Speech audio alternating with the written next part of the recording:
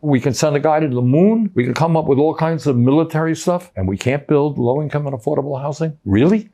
I'm Senator Bernie Sanders. This is Tech Support Oligarchy.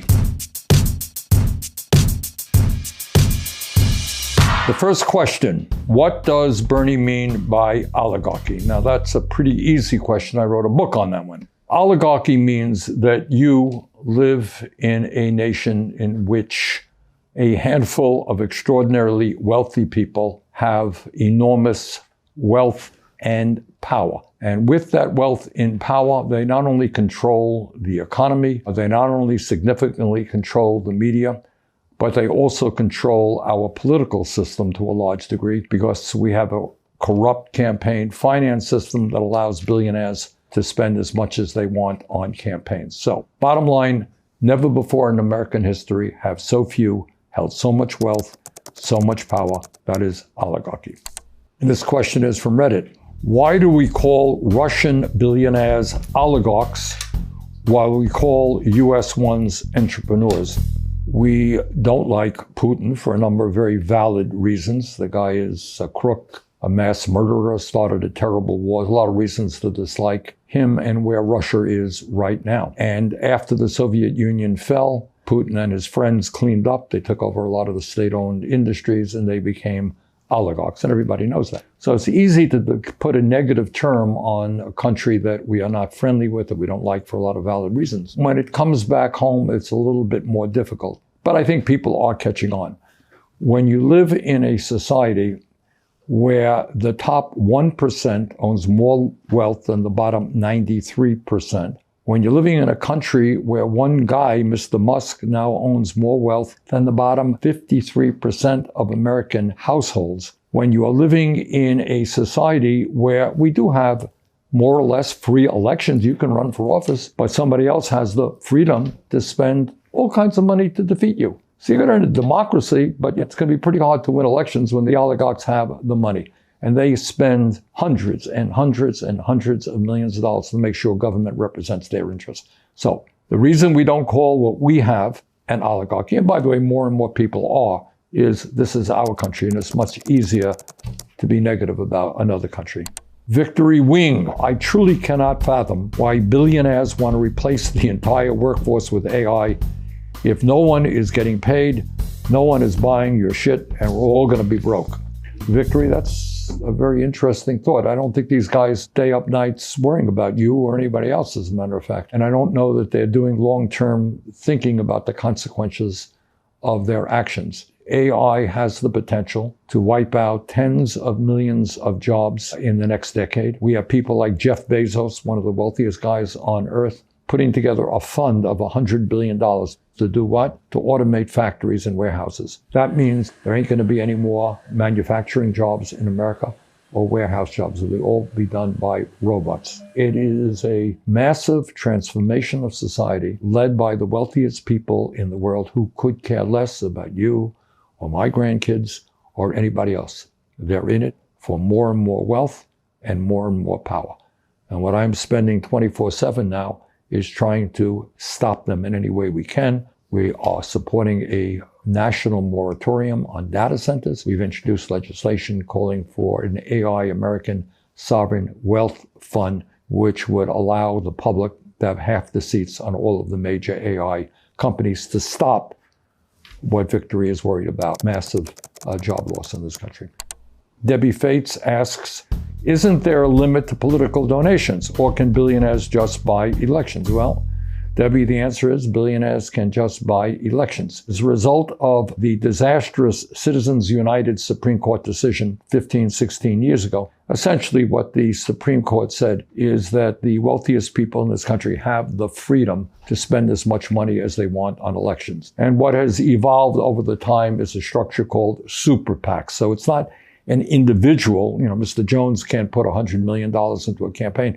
You do it through super PACs, political organizations. So they put as much money as they want into a super PAC, and that super PAC does the political work. Elon Musk himself put $290 million into electing Trump. Democrats have their billionaires as well. So all in all, you got a really corrupt campaign finance system, and it's a long, long way from the democracy that I believe in, that most Americans believe in, which is one person, one vote, where campaigns are about candidates actually debating the issues facing the American people. So today what's about is billionaires and their super PACs running ugly 30-second ads, trying to destroy opponents. And that is something we've got to change. So at the top of my list politically, we're not going to bring back the changes that we need as a nation unless we get rid of this disastrous Citizens United Supreme Court decision and get rid of super PACs as well. Is it inevitable that the U.S. will have a revolution with wealth inequality getting worse? When we were in school, we learned about the Gilded Age. Remember the Gilded Age? Rockefeller and Carnegie and Mellon and all those guys, they were incredibly rich. The situation today is much more unequal than it was during the Gilded Age. It is worse than it has ever been in American history. Some 60% of our people are living paycheck to paycheck. I grew up in a family that lived paycheck to paycheck. I know something about that. Today, people are living under enormous stress. How are they going to feed their kids? How are they going to pay the rent? How are they going to send their kid to childcare when the cost of childcare is so expensive?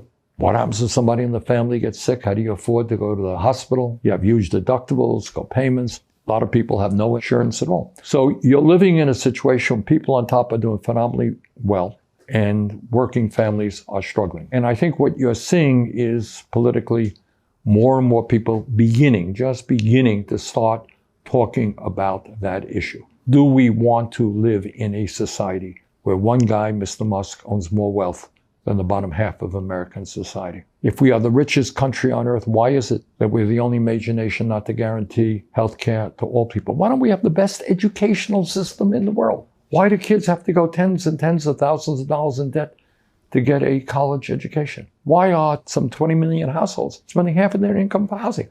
Doesn't make sense to me. We can't raise the minimum wage to a living wage so all workers are earning a decent wage. Strengthen the union movement in America. People at the bottom are seeing what's happening, getting angrier and angrier. The difficulty is we live at a time when you have a corporate media that is not going to discuss these issues very significantly. We live in a political system where these guys own many of the members of the Congress. But I think things are changing and people are catching on.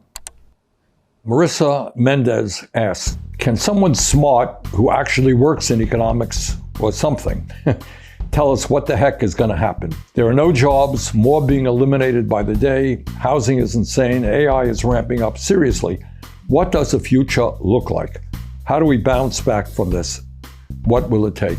There is very little doubt that American society is in decline. The people on top are doing phenomenally well, but as you indicate, if you're an ordinary person, you go to the grocery store, price of food is going up, good, healthy food for your kids. People think it's just New York or LA. It's all over this country. It is Burlington, Vermont. Price of housing is skyrocketing. For young people today, the economists tell us the first home that they are going to buy, if they ever get to buy a home, will be, I think, 12 years later than their parents. Parents were able to get a home, I think, at 28. They're going to get their first home at 40. Why is that? Why are we the only country on earth that doesn't guarantee health care to all people as a human right, despite spending twice as much per capita as most other countries? Why the cost of prescription drugs so very high? Why do kids have to go deeply into debt just to get a higher education? And the answer is you got a government that is controlled by extremely wealthy and greedy people who want more and more for themselves and could care less about the needs of working people. So Trump, in his so-called big, beautiful bill, the worst piece of legislation in modern history, gave $1 trillion in tax breaks to the top 1%. Then he threw 15 million people off of the health care that they have. How do we bounce back from that? And the answer is really not hard. And that's what some of us are working on right now. We have to organize politically at the grassroots level. They have unbelievable and endless amounts of money, but we have the people. And when people get organized, when they get mobilized, when they participate in elections, we can win, and we have been winning. In the last 6-7 months, starting with Zohran Mamdani in New York and going throughout the country, you're seeing people never ran for office in their lives, winning primaries against Democratic establishments. But we have to know what's at stake, and we have to know the path forward. And bottom line, it is two things. We must take on Trump, who is the most dangerous president in the history of the United States. He is working for his fellow oligarchs. He does not believe in the Constitution or the rule of law. He lies all the time. He has gotten us into a horrible war in Iran and on and on. But we also have to understand how Trump gets elected. And the answer is that millions of working class people looked at the alternative. They looked at the Democratic Party and said, what the hell are you doing? You guys had power. Did you create health care for all? Did you raise my wages? Did you build affordable housing that I need? Did you make the schools better? And the answer is no. So the struggle that we as progressives are engaged in are on two separate fronts. Number one, we're going to lead the effort against Trump and his disastrous policies. But number two, we have to transform the Democratic Party completely from being a party dominated by the wealthy and the powerful to a party of the working class and young people in this country. And that's what we're working on. That is the way out of this disaster. You are living in the wealthiest country in the history of the world. We can do extraordinary things. All people can have decent paying jobs. We can lower the work week. We can have health care for all people. We can have the best educational system in the world. This is not radical thinking. We can do these when you got a government that works for ordinary people and is not owned by the billionaires. Thanks.